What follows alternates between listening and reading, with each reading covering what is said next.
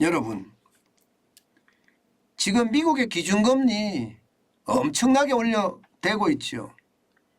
9월에 얼마나 올릴지, 11월에 얼마나 올릴지, 그리고 12월에 얼마나 올릴지 시장의 최대 관심사입니다. 이 와중에 말입니다.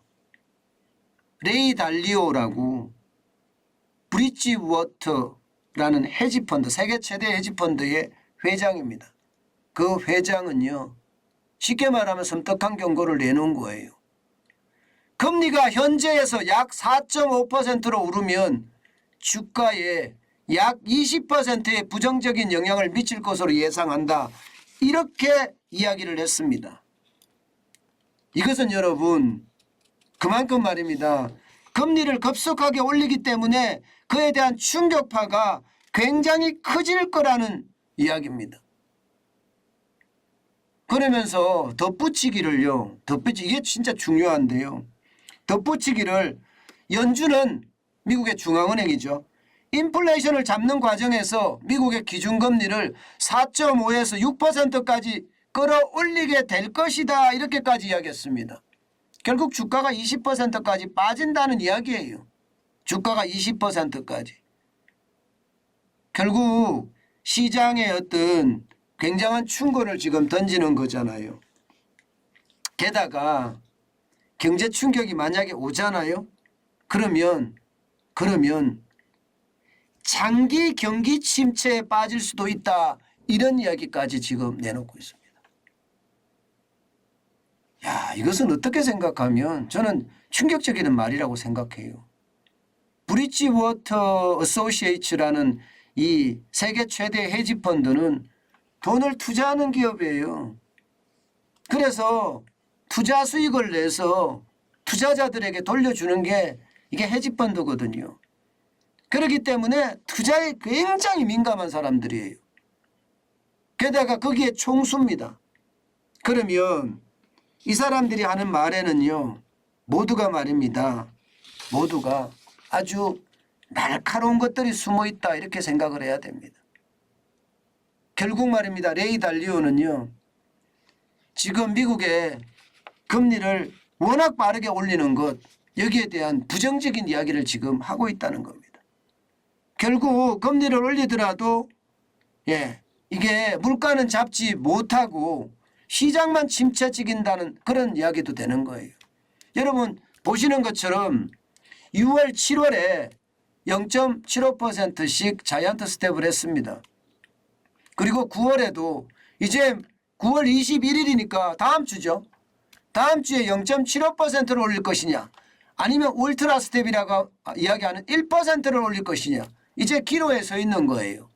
현재까지는 0.75% 올린다는 게 시장의 대세입니다. 그러나 깜짝 인상이라고 이야기하면서 1% 울트라 스텝으로 올릴 가능성도 있다는 이야기입니다.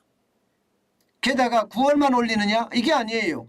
11월에도 지금 이대로 간다면 빅스텝 이상 0.5% 이상 올릴 수 있다는 이야기가 되는 거고요. 그때까지도 물가가 잡히지 않으면 12월에도 0.5% 이상 올린다는 그런 이야기가 지금 시장에는 많이 나오거든요. 그러니까 시장의 위험이 굉장히 지금 커진다 이렇게 이야기할 수가 있습니다. 어쩌면 말입니다.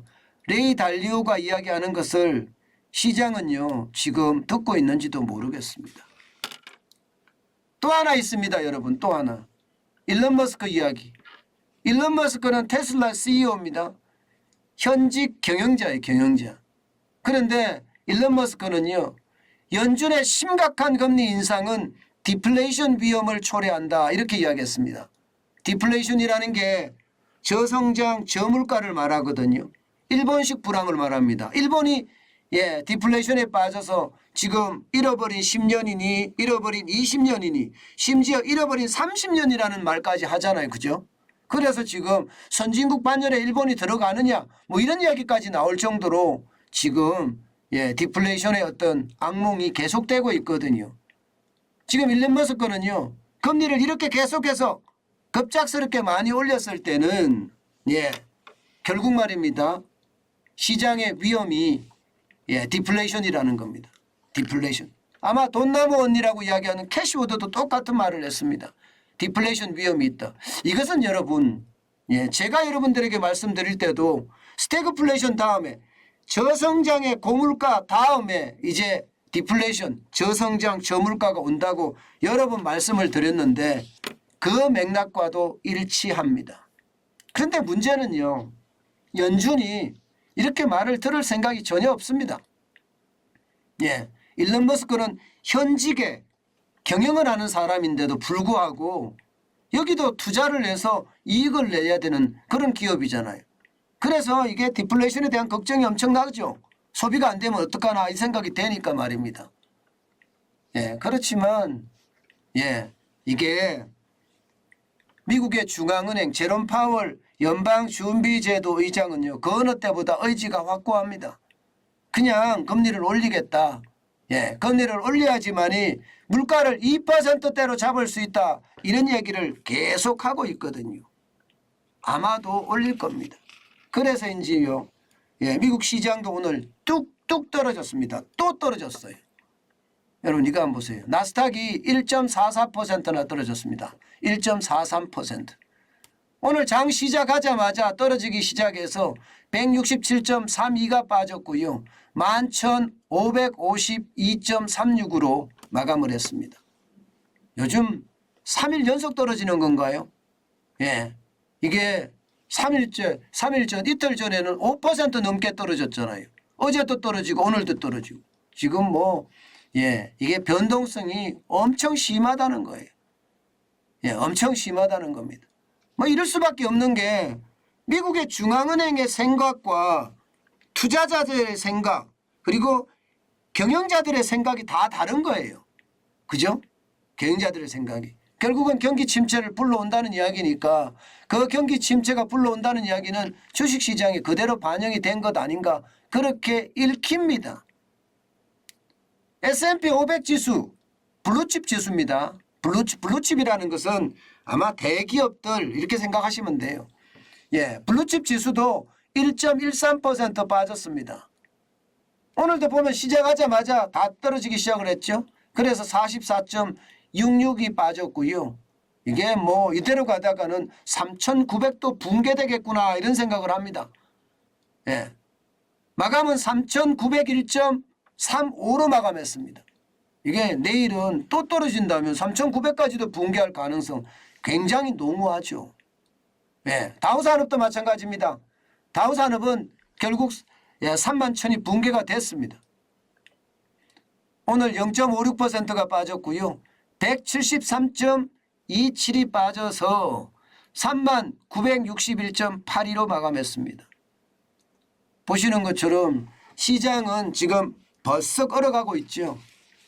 진짜 레이 달리오 브리지워터 회장이 이야기하는 것처럼 결국 말입니다. 결국 주가가 금리가 올라가는 만큼 더 많이 빠져서 이게 20%까지도 빠질 수 있다.